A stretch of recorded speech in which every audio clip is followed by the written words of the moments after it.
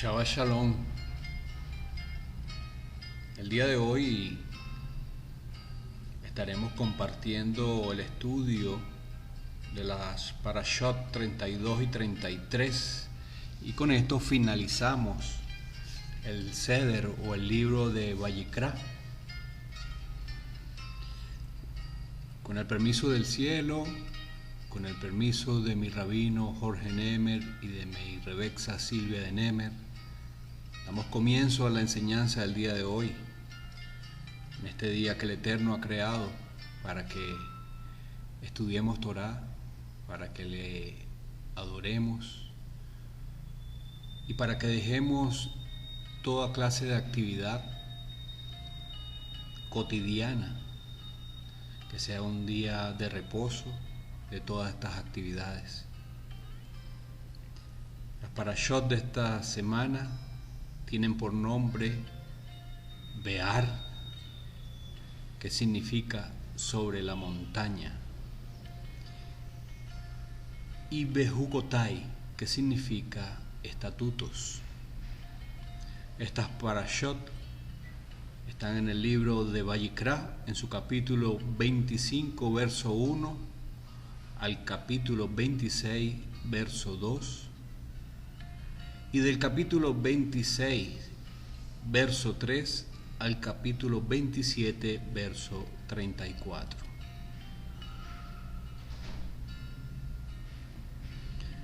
Be'ar, sobre la montaña del Sinaí. El Eterno revela aquí a Moshe, rabino, las impresionantes instrucciones relacionadas con el año sabático y le informa que cada ciclo de 7 años, toda forma de trabajo en la tierra de Israel debe cesar, y lo que produzca la tierra de sí misma no puede ser reclamado como propiedad de alguien en particular, sino que todos, hombres y bestias, tienen libertad de usarlo para su sustento de forma libre. Este año se conoce como Shemitah. Durante todo el año sabático, nadie es dueño de nada en relación con la tierra. Todos los hijos de Israel son colocados en una misma posición con relación a la tierra. Usufructo gratuito, pero no tenencia legal. El Eterno es el verdadero dueño. Además, cada ciclo de 7 años sabáticos, que hacen un total de 49 años, introducirá el año 50, que debe ser declarado año de jubileo.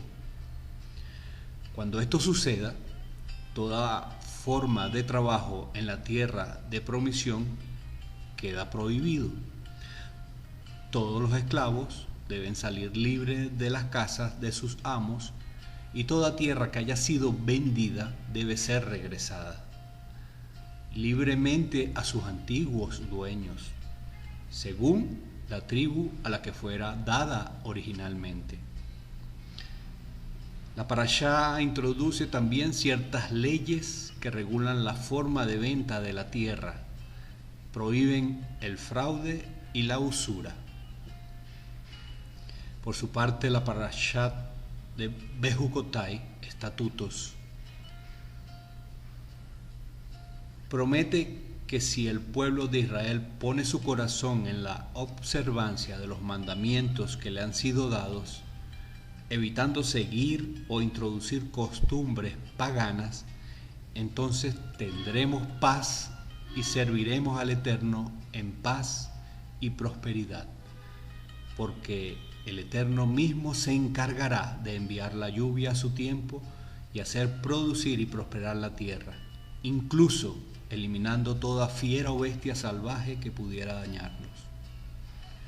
Incluso en caso de agresión se promete que 5 de vosotros haréis huir a 100 y 100 a 10,000, garantizando así la paz.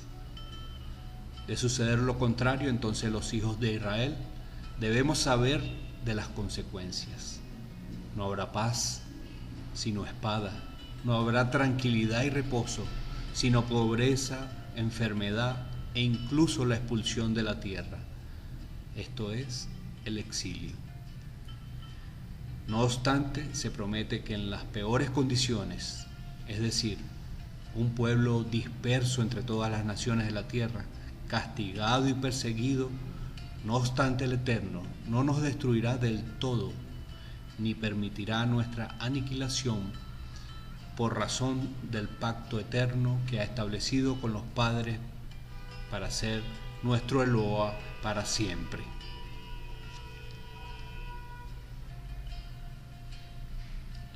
La parashá introduce las leyes de las valuaciones para diferentes casos de promesas hechas al Eterno por parte del pueblo. Pero en casos de duda se debe consultar con el Cohen, quien hará la evaluación final.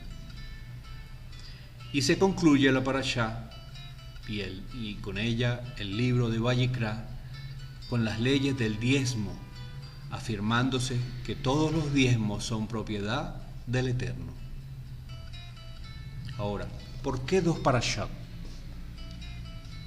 ¿Por qué se estudian dos parashot este Shabbat? Vamos a explicar un poco esto. En el ciclo anual que hacemos de la lectura de la Torá, cuando el año es regular de 12 meses, la parashá 32 y la parashá 33 se estudian juntas. Cuando el año es bisiesto, entonces se estudian separadas. Como este año no es bisiesto, ambas secciones de la Torá vienen juntas en el ciclo anual.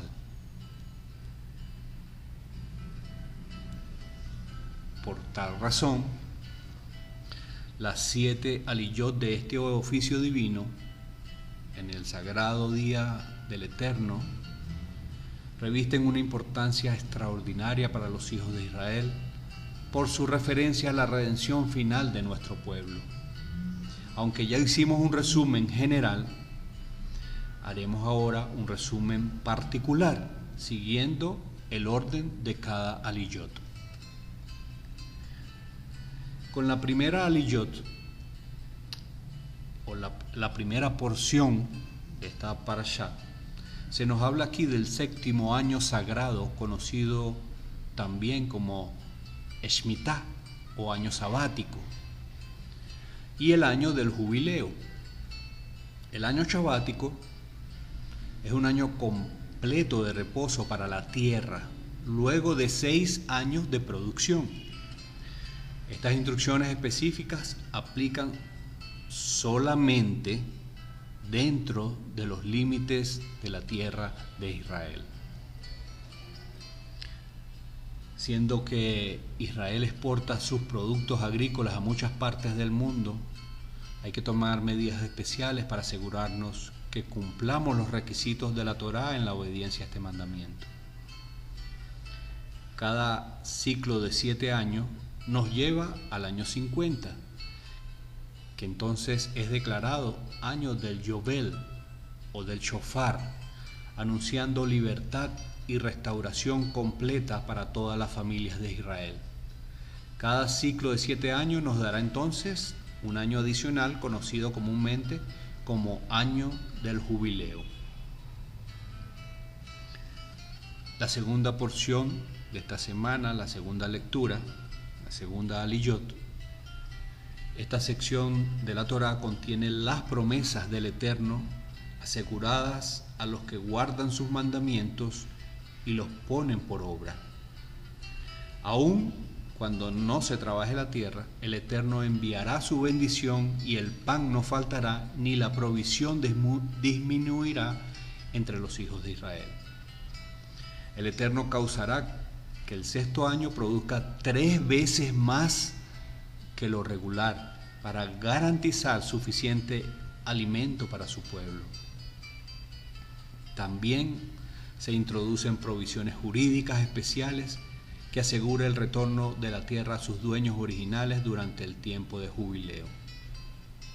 La tercera aliyot. En esta sección el Eterno continúa instruyendo a Moshe con relación al año del jubileo y presenta los diferentes casos entre propiedades situadas junto a murallas y las condiciones en las cuales aún en el año del jubileo no podrían ser redimidas, exceptuando a los levitas, que podrán redimir sus pertenencias en esos casos durante el jubileo. En esta aliyá se nos introduce que cuando un hermano empobrece y hay que prestarle ayuda para que se levante económicamente, de nuevo, no se le puede cobrar intereses en esos casos. La cuarta lectura dice que aquí nos encontramos la combinación de la última sección de la Parashá Be'ar y las primeras de Bejucotai. Las instrucciones que recibimos es que aún en el evento que un hijo de Israel no tenga cómo pagar y tenga la obligación de trabajar sin salario para de alguna manera cubrir sus deudas, no se le podrá tratar como a un esclavo, sino como un hombre digno, sin aprovecharse de su situación para explotarlo, además de libertarlo de todas sus deudas cuando llegue el jubileo. También nos encontramos con la instrucción de que en el evento que un hijo de Israel pierda sus derechos ciudadanos y venga a ser un esclavo de un extranjero, será la obligación de otro judío, el más cercano de su familia, redimirlo y dejarlo libre de deudas en jubileo. Es aquí que encontramos la prohibición de hacer cualquier figura artística con la intención de adorarla. Además, se nos instruye la bendición que resultará cuando los hijos de Israel pongan su empeño en escudriñar las Escrituras con la intención de cumplir los preceptos del Eterno y ponerlos por obra. Se da entonces una extraordinaria promesa que resulta de la obediencia a los mandamientos del Eterno. Seremos fortalecidos tanto que 5 de nosotros hará huir a 100 enemigos y 100 de nosotros pondrá en fuga 10.000.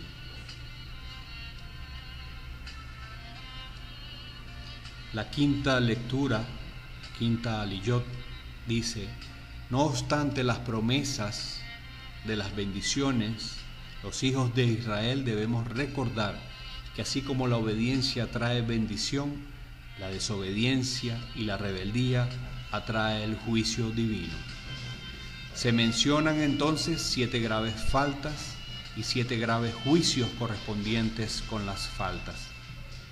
Las 7 faltas, según Rashi, son las siguientes: el fallar en estudiar la Torá, esto es, ignorarla, tenerla como una cosa vana. El desechar mandamientos específicos de la Torá que son de gran peso. El rechazar a los que desean cumplir los mandamientos y santificarlos y estorbarles en su intención. El mofarse y burlarse de los sabios y maestros de la Torá. El no dejar que otros entren al mundo de la obediencia de los mandamientos divinos. El negar el origen divino de la Torá y sus instrucciones. El negar la existencia del Eterno. El resultado final de todo esto sería la vergüenza, el hambre y el exilio. Con tan horribles juicios, el Eterno logrará 2 cosas. Primero, que la tierra descanse en sus años establecidos, especialmente en el ciclo shabático, y así experimente de alguna manera su redención. Y segundo, preparar a los hijos de Israel en la disciplina de la obediencia para que finalmente cumplamos sus propósitos eternos Por lo tanto, el Eterno, aún en medio de la férrea disciplina, no romperá su pacto ni hará caer a tierra ninguna de sus promesas que juró a nuestros padres para dejar que Israel pierda su estatus de pueblo santo de Adonai.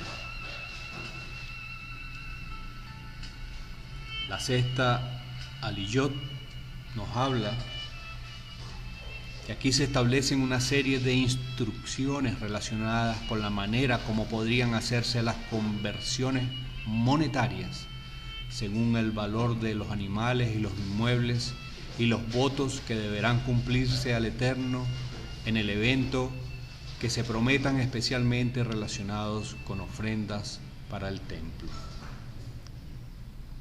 Debido a la seriedad de nuestras promesas, debemos conocer bien estas instrucciones para no pecar con nuestros labios, prometiendo algo que después, para cumplirlo, implique una grave pérdida o la violación de un mandamiento, como es el caso de un juez de Israel, que ignorante de la Torá, juró que si ganaba una guerra, cualquiera que saliera a su casa a recibirlo, lo daría como ofrenda al Eterno.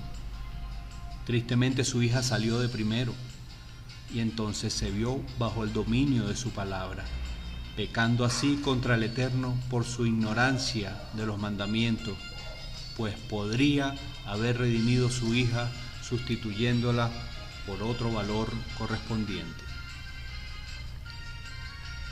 Y la última lectura, la última Aliyot, concluye con las instrucciones relacionadas con las donaciones especiales dadas para el templo, la manera como los sacerdotes podrían hacer la conversión de su valor para mantener el servicio divino en el monte Moriah y la manera como proceder durante el año de jubileo en esos casos.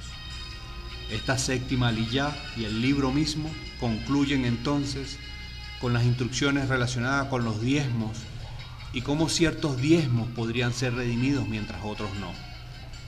El libro concluye declarando: estos son los mandamientos que el Eterno dio a Moshe para los hijos de Israel en el monte Sinaí. Veamos ahora qué dicen los profetas sobre estas parashot del día de hoy. Si nos vamos a Jeremías,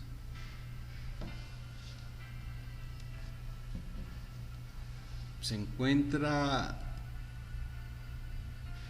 en el capítulo 16, verso 19, y el capítulo 17, en verso 14.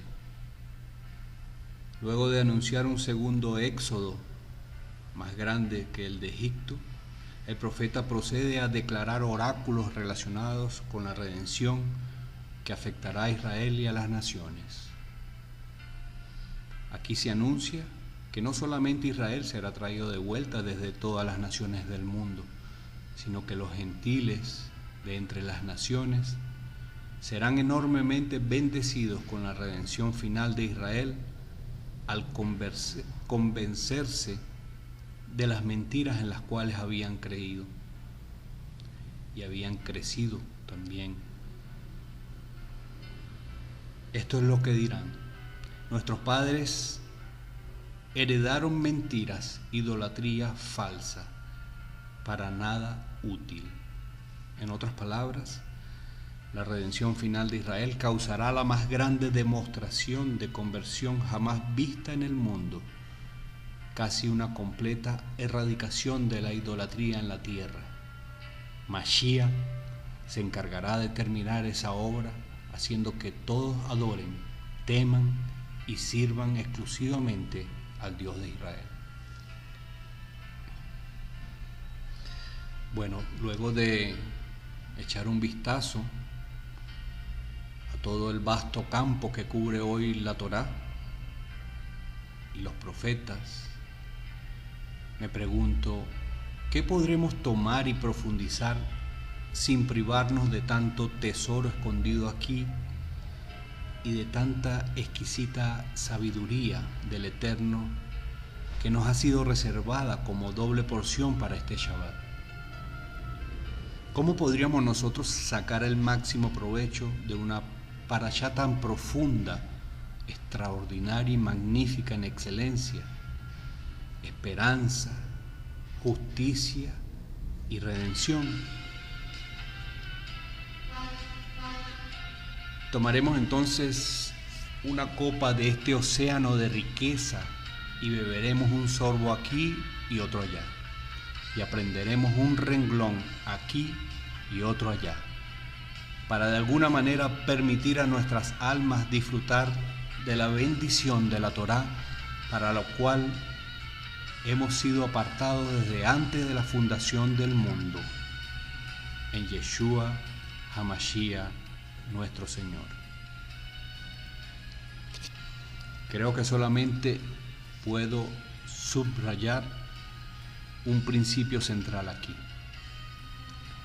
la grandeza de nuestro Dios.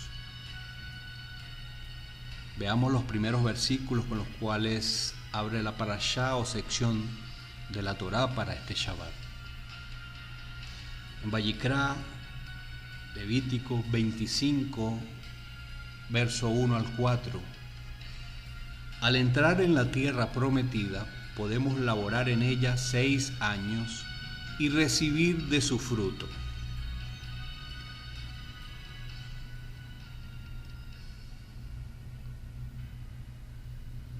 Pero el 7º año no podemos cultivar la tierra, hay que dejarla descansar. Ahora bien, ¿cómo vivir en el 7º año sin trabajar la tierra? ¿De dónde sacar el trigo? ¿De dónde sacar la cebada y el resto de los productos agrícolas para comer todo el año? Yeshua dijo que el Eterno sabe de qué cosas tenemos nosotros necesidad. Pero veamos la respuesta de Hashem. En Levítico 25, en su verso 18 al 22, en el mundo natural, mientras más tiempo está la tierra dando su fruto, menos productiva se hace. Así que hay que ponerle elementos químicos, abonos, fertilizantes, etc., para hacerla productiva. El primer año hay abundancia de riqueza orgánica en la tierra para dar buen fruto. Luego viene el 2º año y el 3º y el 4º y el 5º. Recuerden ustedes que no había fábricas de fertilizantes, de potasio, de nitrógeno, nada de eso. Así que mientras más vieja se iba poniendo la tierra, menos fruto debería dar. Ni pensar entonces en las condiciones de la tierra para el año 6º. Debería ser el peor de los años a juzgar por nuestra lógica humana.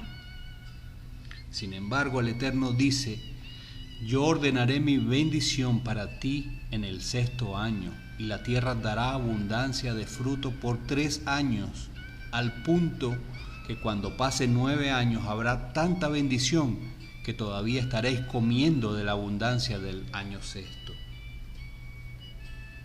¿Quién, sino solamente Hashem, el Dios de Israel, podría prometer esto? Si ustedes llegaran a leer el Corán, no hay una sola promesa así. No hay una sola profecía. No hay una sola evidencia de la eternidad, de dominio, de reino y trascendencia divina en sus escritos. El Dios del Corán no promete nada para no ser descubierto como mentiroso por los hombres. Lo mismo ocurre con el resto de los dioses de las naciones. Ninguno de ellos arriesga nada, prometiendo algo que puede ser corroborado luego por nosotros mismos. Pero no es así con el Dios de Israel. Nuestro Dios dice: probadme ahora en esto. Nuestro Dios dice: si ustedes observan mis mandamientos y fielmente mantienen mis ordenanzas, ustedes vivirán en seguridad y prosperidad. dice Adonai. Nuestro Dios dice, si ustedes guardan mis reglas y se ajustan a mis instrucciones, yo enviaré mi bendición sobre ti. No es simplemente enviar sobre, es ordenar que venga la bendición sobre ti. Porque la bendición está allí, en algún lugar, esperando solamente la orden del Eterno para que venga sobre ti. Quiero que oigan esto. Entre estas palabras, y ordenaré, en nuestra lengua santa se dice Bexibiti, y mi bendición traducida significaría o se diría Birjati. Esta es una palabra misteriosa en la Torá. La palabra et se escribe con la letra Aleph y con la letra Tab. Aleph es la primera letra del alfabeto hebreo. Tab es la última. Si nos vamos a Bereshit, a Génesis, en su capítulo 1, verso 1, leemos Bereshit bara Elohim et. Es decir, nos da la impresión que lo primero que el Eterno creó fue et, Aleph y Tab. Esto es la Torá, la palabra. El Eterno creó el alfabeto hebreo, creó las 22 letras del alfabeto hebreo, las arregló, les dio valor, hizo con ellas el plano de la creación y por medio del Aleph Tab fue hecha la creación. Así pues, en el principio era et, Aleph, Tab, la palabra pues. Y la palabra estaba con el Eterno. Y la palabra ¿es de quién? Es de Hashem. Todo lo que el Eterno hizo, lo hizo por et, por la palabra, siguiendo al pie de la letra el plano establecido por Aleph, Tab, la palabra. En este sentido, la bendición que Hashem promete que llamaría sobre la tierra de Israel es et, Aleph y Tab, o sea, su palabra. Vean conmigo o escuchen el poder de esta palabra. En Isaías 55, verso 11. La palabra que sale de mi boca no volverá a mí vacía, sino que hará lo que yo deseo y cumplirá mis propósitos.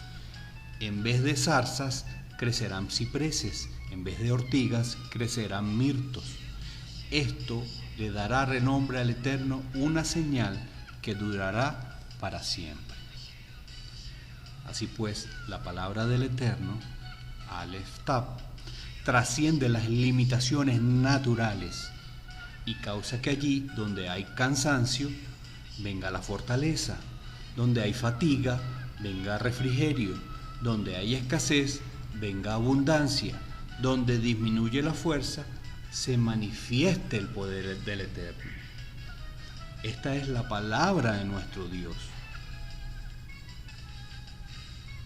El Eterno le dijo a Moshe: yo ordenaré mi bendición y causaré que el año sexto produzca 3 años. Pero entre ordenaré y bendición está et, la palabra. ¿Cuál es entonces el nombre de la bendición que se transforma en el agente de la bendición de Dios?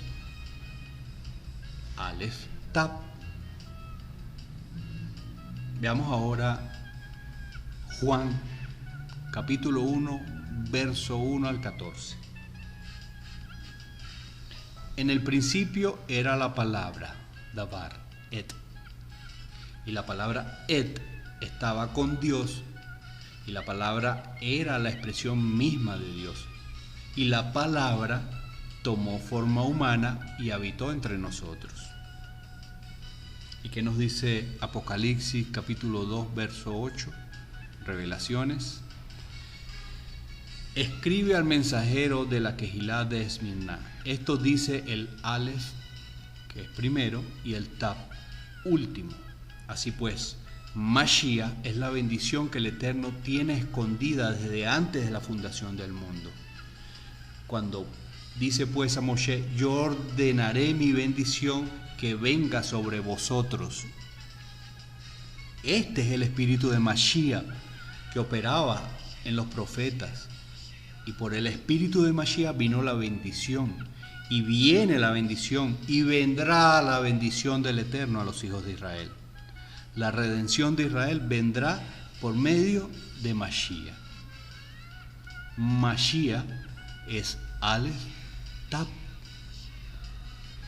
La mayoría traduce del griego alfa y omega, principio y fin, pero es Aleph y Tab,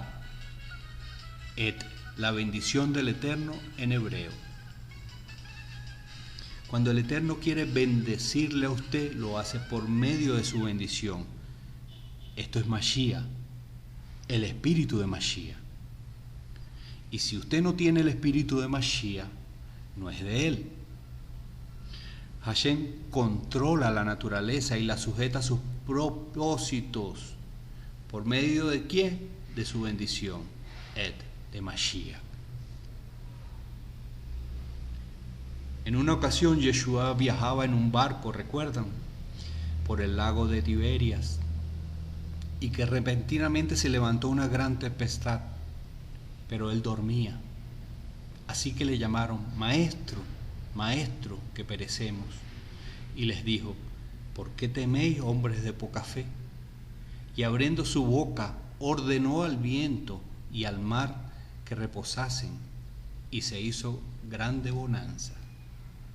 Entonces los hombres que estaban allí con él dijeron: ¿quién es este hombre que aún el mar y los vientos obedecen?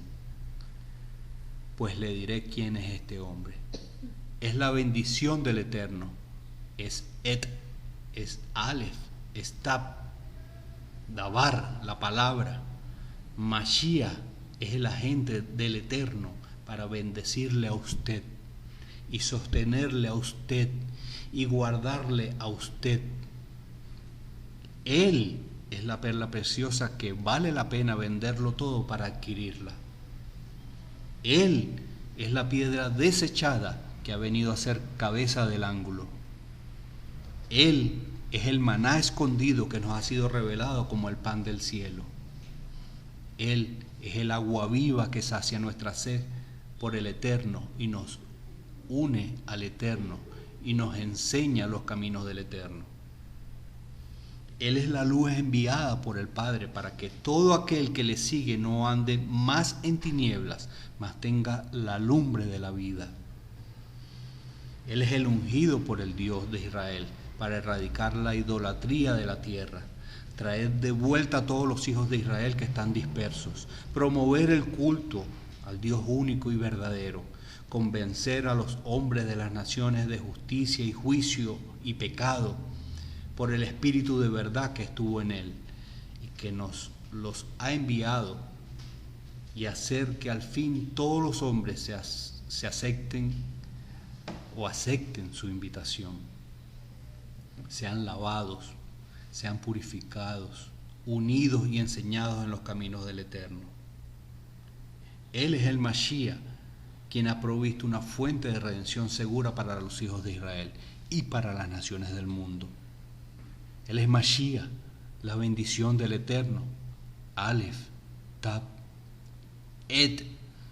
salvación, redención y justificación para el judío y el no judío, para el rico y el pobre, para el sano y para el enfermo, para el sabio y para el ignorante, para el que tiene mucho y para el que no tiene nada. Cuando el Eterno manda su bendición, los pronósticos de escasez se transforman en noticias de abundancia.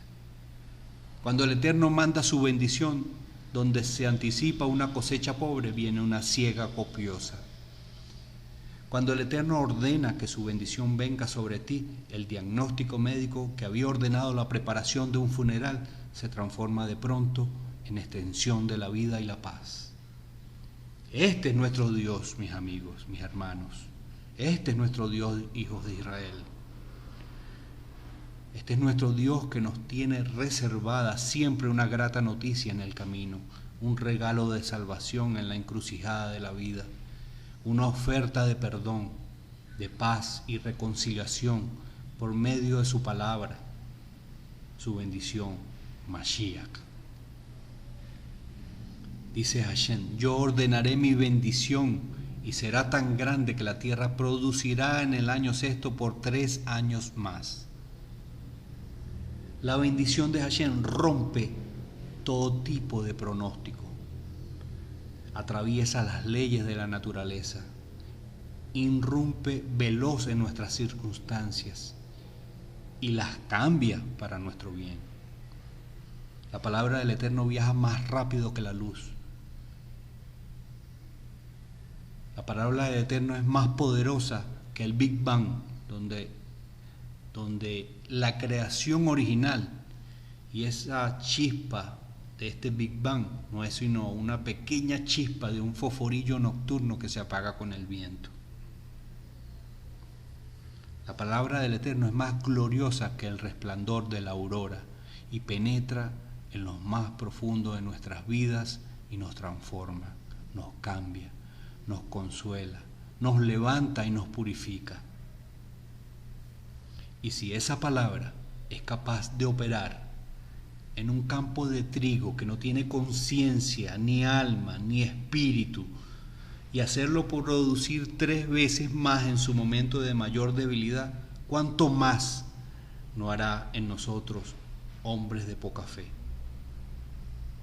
Esa palabra del Eterno, que no tiene límites, que no conoce impedimentos, que no puede ser detenida por las murallas de la creación, tomó forma humana en Mashiach, sabiduría de Dios y poder de Dios. Deja que el Eterno sople el espíritu de Mashiach en ti hoy. Deja que el Eterno ordene su bendición, su palabra. Esto es el espíritu de Mashiach. Ese espíritu venga sobre ti con poder y haga que se retire de ti toda enfermedad, toda debilidad, toda frustración, todo temor y miedo a la muerte. Deja que el Eterno ordene su bendición. Esto es el espíritu de Mashiach que sople sobre ti y que cause que justamente en tu momento de mayor debilidad y angustia se transforme en tu hora de mayor luz y esperanza. Hay una gran diferencia. El campo y la tierra no tienen voluntad propia. Ellos no pueden clamar por la bendición. Es más, ni tienen conciencia de ella. Mas no es así contigo. Has sido creado a imagen y semejanza del Eterno. Y esa bendición no viene si tú no clamas por ella. Esa bendición no viene si no la buscas con todas las fuerzas de tu alma, como está escrito en su palabra. Y me buscaréis y me hallaréis, porque me buscaréis de todo vuestro corazón. El Eterno tiene su bendición lista para ser enviada sobre ti.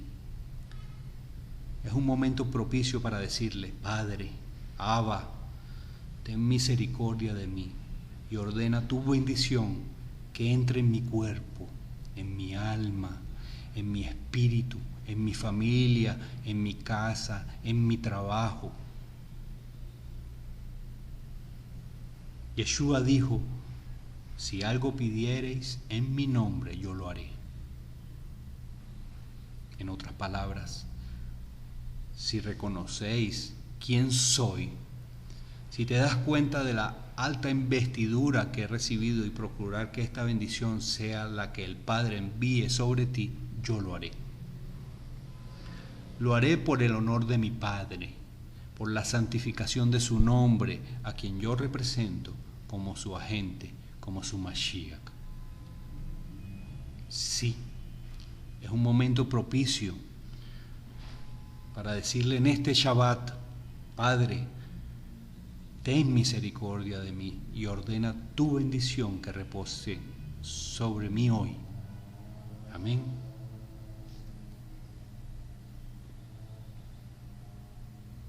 Amados, ahora bien, debido a lo extenso de ambas secciones de la Torá reservadas para este Shabbat, y con la cual concluimos el estudio del libro de Vayikra, de Levíticos, voy a hacer solamente 2 comentarios hoy. El primer comentario es sobre la importancia del jubileo. Jubileo viene del hebreo yovel, de una raíz que significa transportar, es decir, transportar o mover a una persona a su antigua propiedad. También se refiere al shofar, que en ocasiones es identificado como yovel, así como aparece en Shemot 19, verso 13. El año del jubileo, que es el que sigue al ciclo de 7 años sabáticos, es un recurso divinamente ordenado para traer la paz social en la casa de Israel. Lo que muchos países como Estados Unidos, por ejemplo, pudieron alcanzar luego de grandes guerras y derramamientos de sangre, cuando ocurrió la guerra civil entre el norte y el sur, la Torá lo ofrece para los hijos de Israel mediante la introducción del año del jubileo. Es inevitable que surjan pobres en una nación, porque muchas veces la pobreza es el resultado de mala administración de los recursos dados.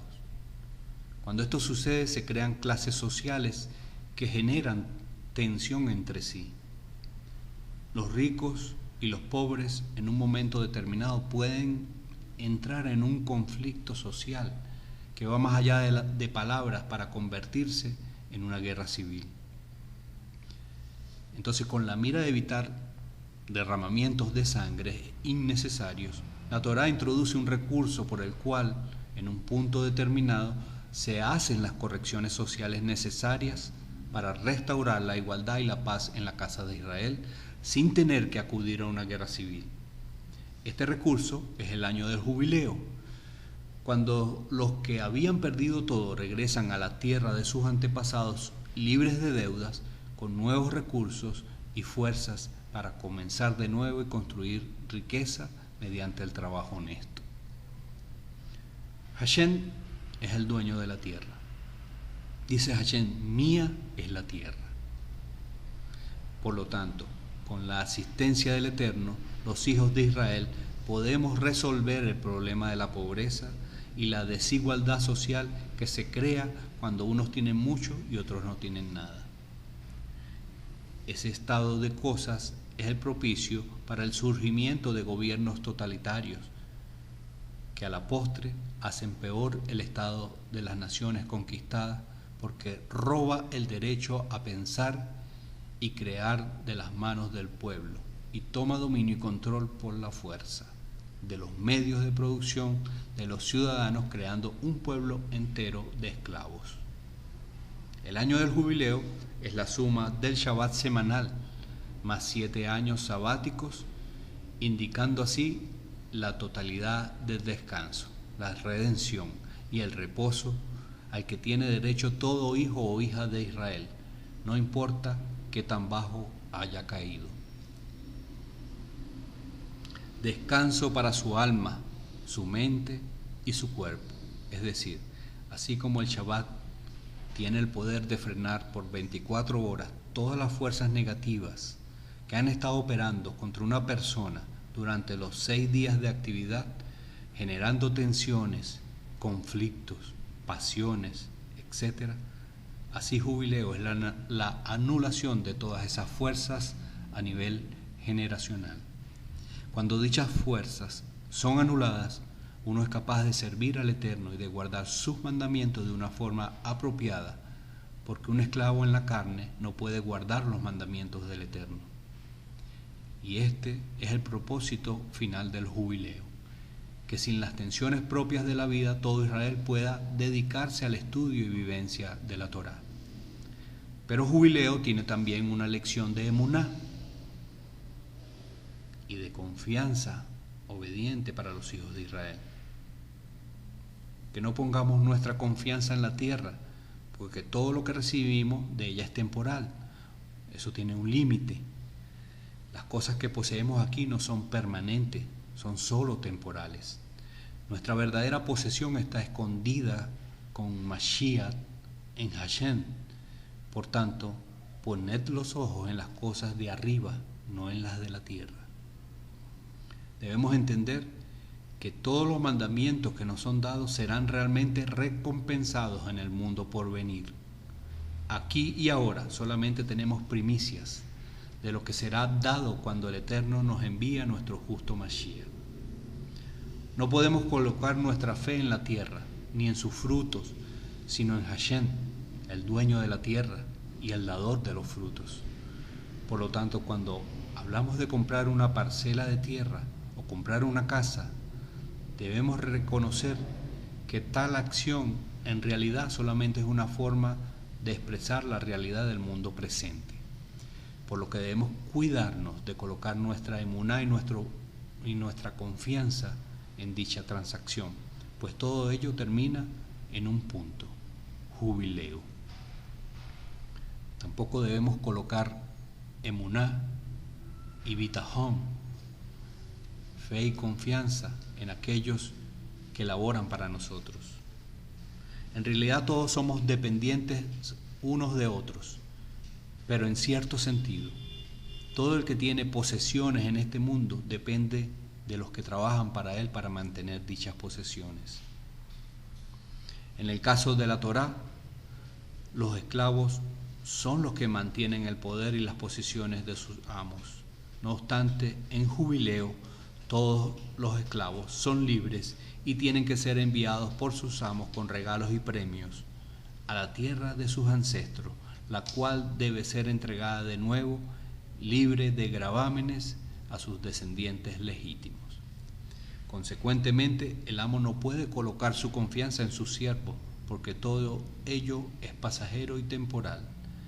Jubileo nos instruye entonces a colocar nuestros ojos arriba y depender exclusivamente de nuestro Padre que está en el cielo. Finalmente, el año sexto, que introduce la plenitud de entrada al séptimo y que es Shemitah, esto es una forma pequeña y anticipada del jubileo, pues ya hemos visto que jubileo es la suma de 7 ciclos. Shemitah se transforma en una alusión a la edad mesiánica que ha de introducir la revelación de Mashiach en Eretz Israel.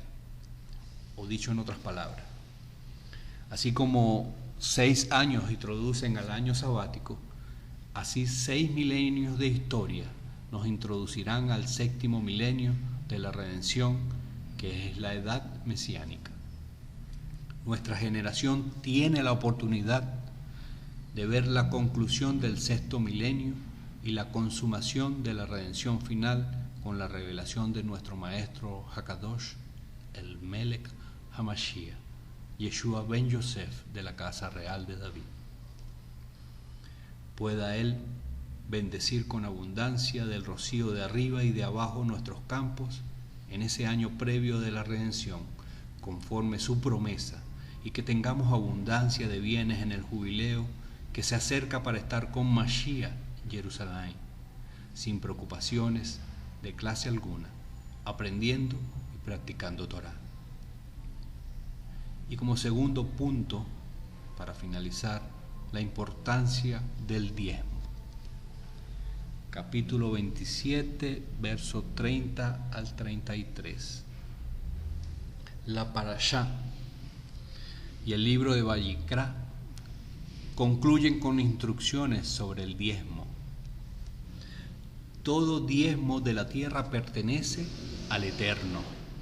Cuando tomamos de lo terrenal y lo entregamos al amo del universo, Él extiende su diestra sea, Mashiach, y bendice la masa de donde proviene el diezmo, sea de la tierra, de los animales o de cualquier otro valor, y causa que su bendición penetre esa masa que crece en proporciones superiores al diezmo apartado. En otras palabras, el Eterno no necesita de nuestros diezmos, pero los exige como su parte en el negocio, para encontrar una ocasión propicia para bendecirnos por nuestra lealtad en su servicio. En el caso de los diezmos de los animales, todo lo que pase bajo vara, el décimo pertenece al Eterno. El principio aplica por igual a toda forma de riqueza. Por tanto, cada vez que apartamos el décimo, nos colocamos en una zona de milagros y prodigios, porque el diezmo siempre pertenece a Hashem. En los días bíblicos, hablemos de historia un poco, cuando el templo estaba en pie, el campesino colocaba todos los animales que le habían nacido por su respectiva categoría en un corral. Digamos o pongamos como ejemplo que encierra las ovejas. Se hace un portón donde solamente cabe una oveja a la vez, y a las madres se les deja afuera para que sus crías tengan deseos de salir de ese corral y unirse a sus madres. Entonces el campesino se coloca fuera del corral con una vara, abre la apertura y va saliendo las crías una por una y las va contando: 1, 2, 3, hasta llegar a la décima. Cuando sale la décima, cualquiera haya sido, se aparta, se marca con tinta y se consagra diciendo: este es el diezmo, y queda consagrado a Hashem. Desde ese momento, dicho animal es propiedad de Hashem y no debe ser reemplazado por otro. Cuando esto se hace, se toma lo mundano y se eleva a lo santo. Y esto provoca que el alma de la persona que lo aparta experimente una elevación espiritual.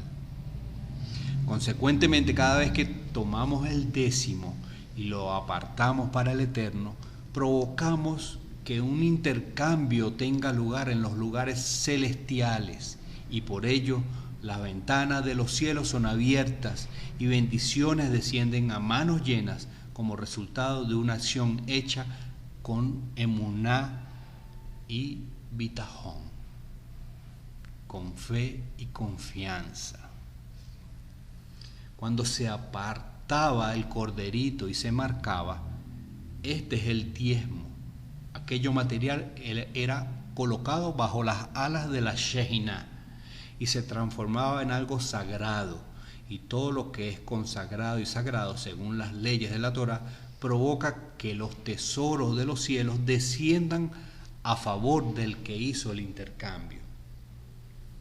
El diezmo, por tanto, concede a cada creyente, tanto de la casa de Israel como de los conversos sinceros, la oportunidad de hacer esos intercambios celestiales, ya sea por obligación o por acción voluntaria, pero obteniendo los mismos resultados si es hecho con un corazón limpio, con un corazón alegre y con una motivación apropiada. La suma de estos intercambios provocan que el mundo reciba luz del cielo y abre oportunidades para la creación de milagros y prodigios a favor de los escogidos. Nunca cometas el error de no sentarte a la puerta con vara en mano y contar el décimo y consagrarlo al Eterno. Si no marcas el diezmo y lo separas para el Eterno, estás cerrándote contra ti mismo la puerta de la bendición y la prosperidad. Hazak, Hazak. Que la bendición del cielo esté en cada uno de sus hogares y permita que esta enseñanza sea grabada en su mente y en sus corazones para alcanzar así todas las maravillas que Hashem tiene para cada uno de ustedes. Que Adonai te bendiga y te guarde. Que Adonai haga resplandecer su rostro sobre ti y tenga de ti misericordia. Que Adonai alce sobre ti su rostro y ponga en ti paz. Shabbat Shalom.